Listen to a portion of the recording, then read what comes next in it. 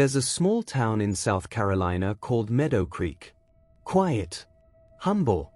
The kind of place where everyone knows everyone, and the local church sits at the town's heart, a white wooden chapel built over a century ago.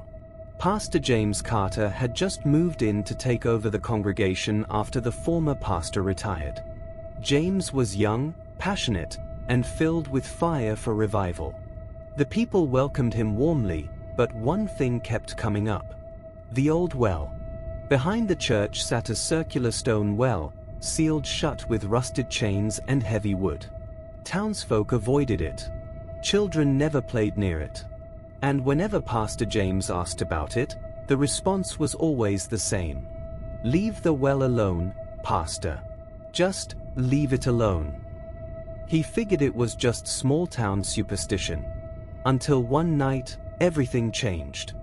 James had stayed late preparing a sermon for Sunday. The church was silent. The town asleep. As midnight crept in, the wind outside picked up, whispering through the stained glass windows. And then, he heard it. "James." He froze. The voice was faint, like a whisper carried by the breeze. He turned off his music. Silence. Then again. "Pastor, I'm still here." It was coming from behind the church. Cautiously, he stepped outside.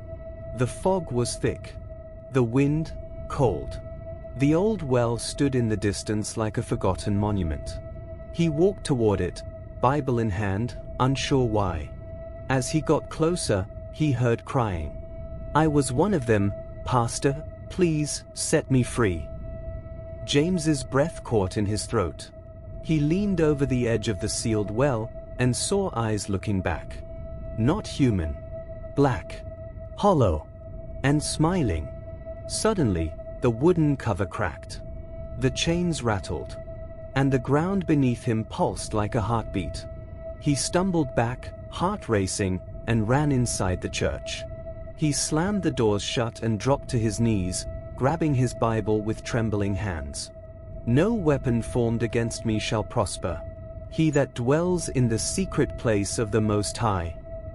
The room darkened. The light bulbs flickered. Shadows danced on the walls like living smoke. He kept praying. Louder. Stronger.